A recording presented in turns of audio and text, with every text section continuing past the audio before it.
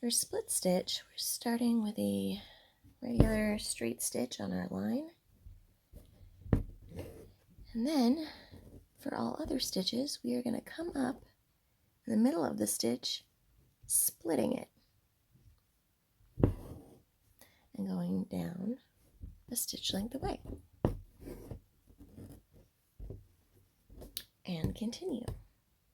Come up, splitting our stitch, go down, stitch length away.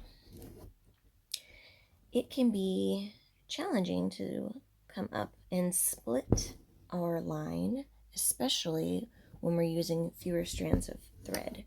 Right now I'm using 6, so it's not too challenging. But if I'm using 2 strands or even 1 strand, which is divisible, as it turns out, it is actually made of 2 very tiny twisted strands, you may find it easier to come up half a stitch away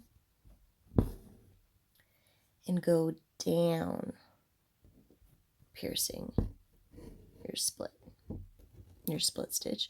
Come down, piercing the previous stitch. So this is called a back split stitch or a split back stitch.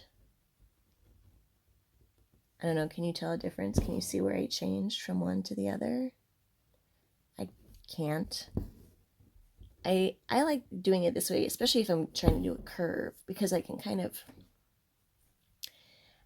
manipulate my previous stitch when I go down and say, well, maybe I want it a little bit off to the left here because I'm starting to make a curve, right?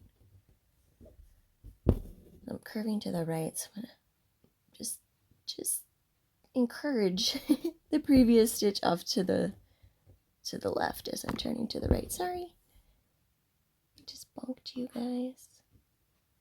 So that's not something you can easily do when coming from below the stitch, right? So that's just a little tip, a little trick you can do to help. This is a good one for lettering. If you're going to do like a sharp turn, you probably would need to just kind of stop and start your line. Like if I want to change directions abruptly, create a sharp line like that. I think that's what I would do. Oops. Hello, thread from somewhere else. Where'd you come from? So that's how I would do a sharp line for text. That's it.